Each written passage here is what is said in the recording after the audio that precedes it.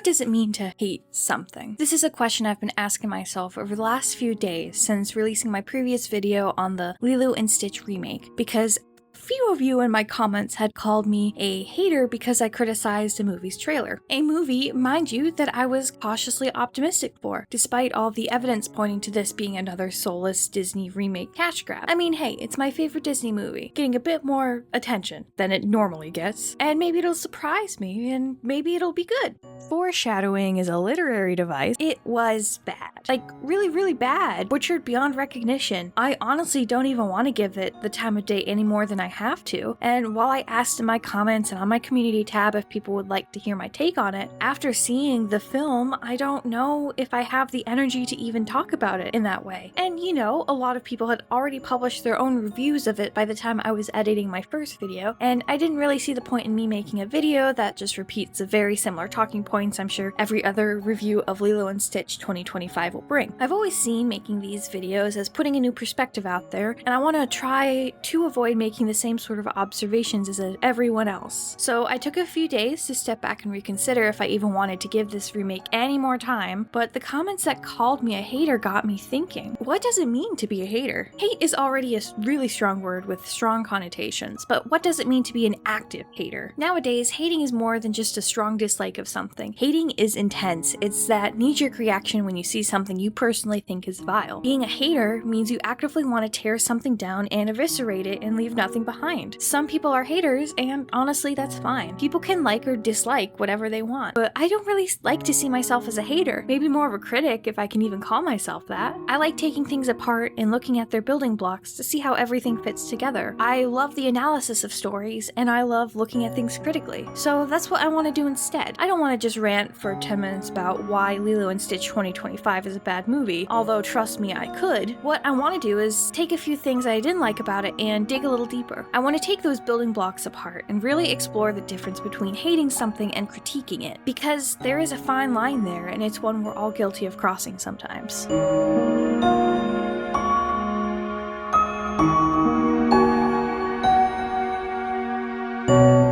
Before we get too deep in the video, let's look at those two words more in depth: hate and critique. Because their definitions have gotten a little funky over the last few years thanks to online discourse, and I think it's important to differentiate them. Let's start with hate, the big, ugly four-letter word. Hate is, well, it's just as the name suggests. It's hatred, a very intense dislike for something. Hate is very driven by very intense feelings, usually of the negative kind. It's often broad and absolute, more focused on how the story makes us feel, not what the story is actually doing. Now, looking at criticism, that's a bit more nuanced. Good faith criticism is driven more by analysis and logic. It looks at craft, style, and choices in storytelling. There can be emotions there too if the critic is particularly passionate about the topic, but there's also logic behind those feelings most of the time. They can provide examples of what works and what doesn't work. Good faith criticism is less dismissive of their points and more about exploring the point that the critic was trying to make. Of course, there are also bad faith criticisms out there where people go into media with the intention of tearing it down no matter what, but that's basically just hate when you think about it. Good faith criticism's good, bad faith criticism's bad usually. And again, I don't think there's anything wrong with being a hater. Sometimes people just don't like a thing, and that's okay. And there's nothing wrong with being a critic either. In fact, we should be critical of the media we engage with. Maybe not all the time, because sometimes enjoying a bad movie just for fun is fine, but we should still be critical of media a good majority of the time, or we can be susceptible to falling for propaganda. But correlating actual valid critique of media to just being a hater is kind of just lazy and unfair. It shuts down meaningful conversation before it even gets a chance to start. So with these definitions explored and in mind, let's dive into Lilo and Stitch 2025 and see how hate and critique may come into play with this particular film.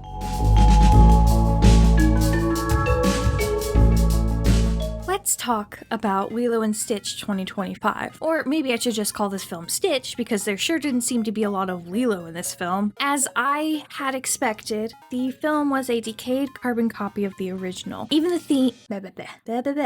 scenes that they tried to recreate in live action felt a little odd, wrong, and like you're looking at your reflection in a funhouse mirror. As expected with the remake, a lot of things are changed from the original, but they're not really things that should have been changed. I could go on for hours words about this, but that doesn't seem like a productive conversation, and it isn't the point of this video. I want to break down the 3 main complaints I have about the remake and look at it as both a hater and a critic. So this section will basically be my review, but it'll also be my examples for what I think hate looks like and what criticism looks like. So let's just get started, yeah? Hater making this complaint might say something like, Jumba as the villain is so dumb. Whoever made this decision should be fired and blacklisted from the industry. A fun fact, one of the biggest changes I didn't even notice they made until I was editing my first video was the fact that they changed the villain. Instead of Gantu, the officer on the Galactic Federation tasked with recapturing Stitch, the villain is Jumba. What? Yes, Jumba. The wacky mad scientist who created Stitch in the first place is made to be the actual villain of the film. Why is this changed? There are probably a lot of seemingly logical, at least in Disney's eyes, to why they would have changed this detail in the plot. Gantu might have been taken up a lot of their budget to animate, even with Jumba and Pleakley's human disguises. Hey wait, if one of the reasons they gave Jumba and Pleakley human disguises was to help with the animation budget, couldn't they have given Gantu a human disguise as well?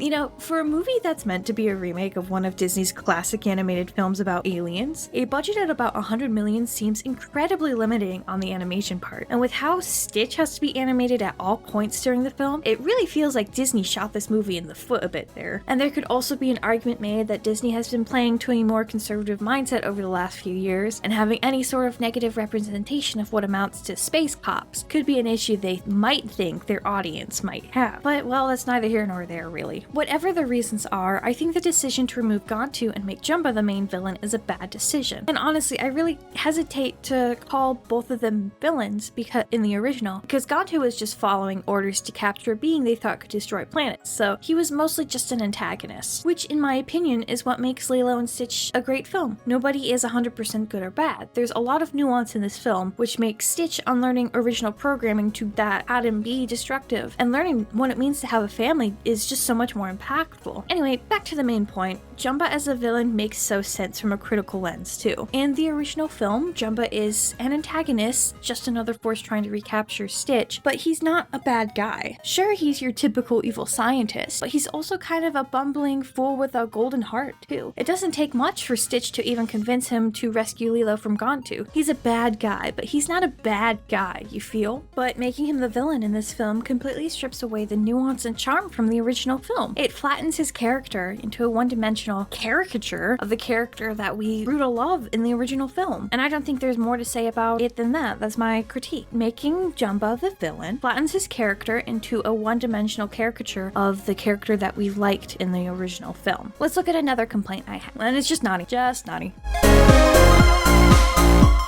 Nani in this remake is so annoying. She's literally the worst. But if we look into Nani more deeply, we can really list out the issues her character has in the film. Just like Jumba, her entire character arc is butchered by this remake. It feels like they took away the things that made Nani, well, Nani to begin with. She's a little less responsible and a bit flightier in this film in comparison to the original, like missing Lila's Hulo recital. There's also a huge lack of understanding from Nani of who Lilo is in this film that I couldn't help but cringe at. One of the big reasons that Nani fights so hard in the original film is to keep Lilo is because nobody understands Lilo like she does. Nobody understands Lilo's weird hobbies, strange ways, and attitude. Of course, part of Lilo's troubled life is that she's dealing with the recent loss of her parents, and Lilo is acting out. But Nani fights hard to keep Lilo because she knows that nobody else can understand Lilo like she can. But this film, it feels kind of just like Nani is constantly annoyed by Lilo's antics, and that's not to say kids can't be annoying at times, but there are moments in the original where Nani indulges in Lilo's antics that make them really feel like sisters, like agreeing that Lilo's wall of tourist photos is beautiful, even if she's subtly weirded out by it, or confirming Lilo's theory that her boss at the luau bar she worked at was a vampire trying to recruit her into a vampire army. You know, cute moments like that. But they're completely devoid in this remake, making it seem less like Lilo is a sister Nani actually holds dear, and more like something Nani just has to deal with. So let's unpack the big final complaint.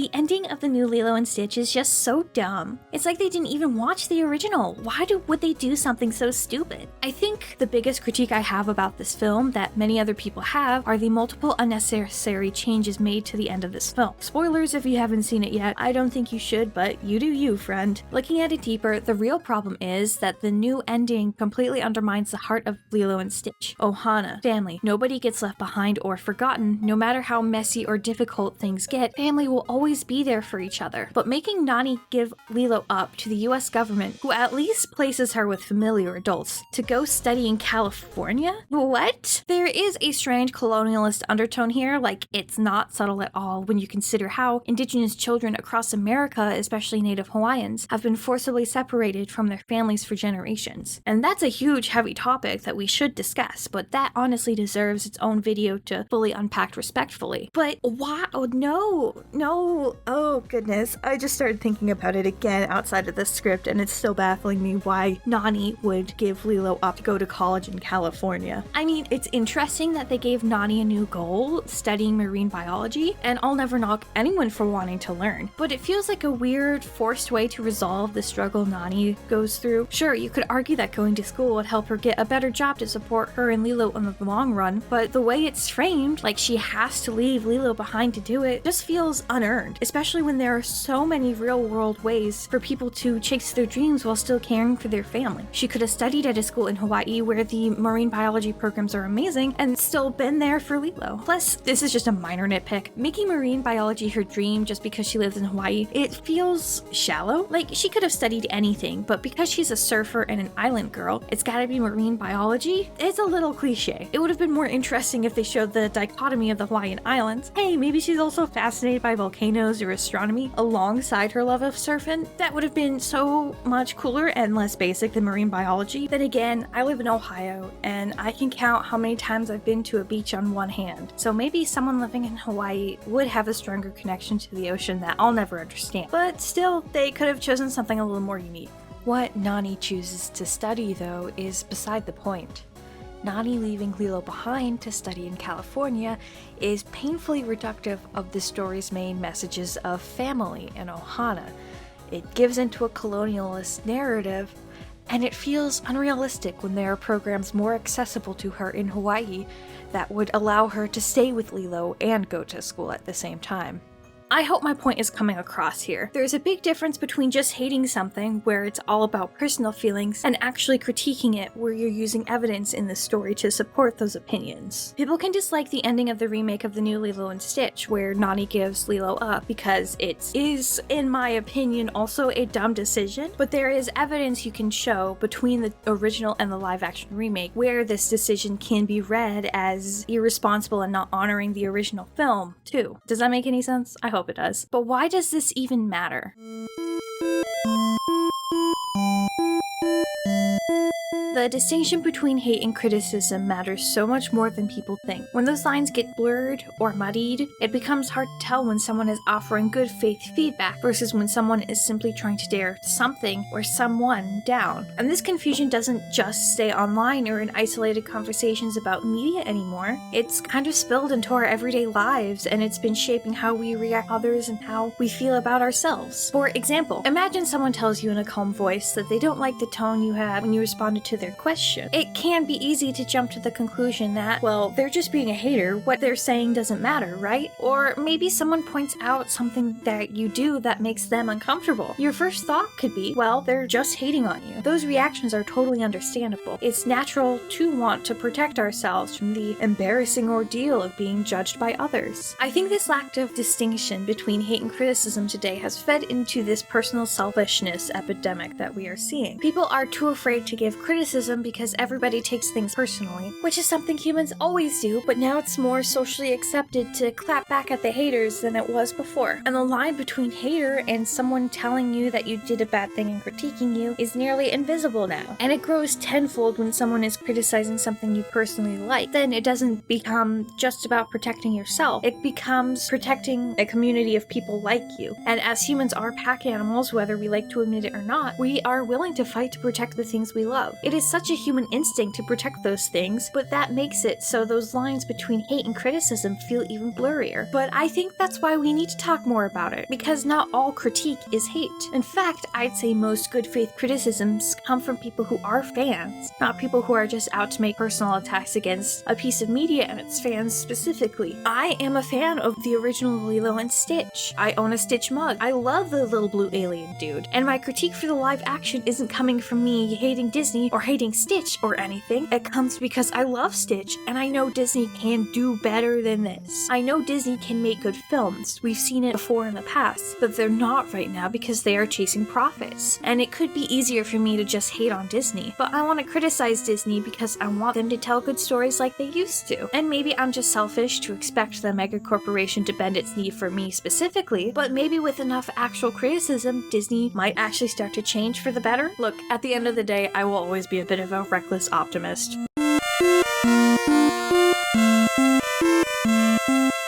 I don't like the remake of Lilo and Stitch. I think there are a lot of problems with the story, and I've tried to break down a few of them I have here. Not because I hate the story, though I don't really like it, but because I care. I want something better from this film. It's okay to want better art, but at the same time, we need to remember not all criticism is hate. Criticism can often come from a place of love, not just negativity. And when someone is offering you or something you've made thoughtful feedback, don't just dismiss it as hate because it challenges your feelings. Instead, listen, sit with it, absorb the feedback, because that's how we help stories grow and improve. If you're a fan of this remake who's feeling defensive, I get it. It is natural to protect what you love. I'd pick up my torches and pitchforks if someone went to hate on something I love too. But maybe instead of calling me a hater in my comments section, maybe we can try to hold space for honest conversation together. I know, it's a lot to ask for on the internet, but then again, I'm a reckless optimist. It's what I do. I'd love to hear people's thoughts on this topic, whether you agree or disagree, because honest conversations are how we grow together as people, online or in person. And yeah, that's the video. I hope you all liked it. Let me know what you thought again in the comments below, and I will see you in the next video. Take care of yourselves, and always keep your head in the clouds.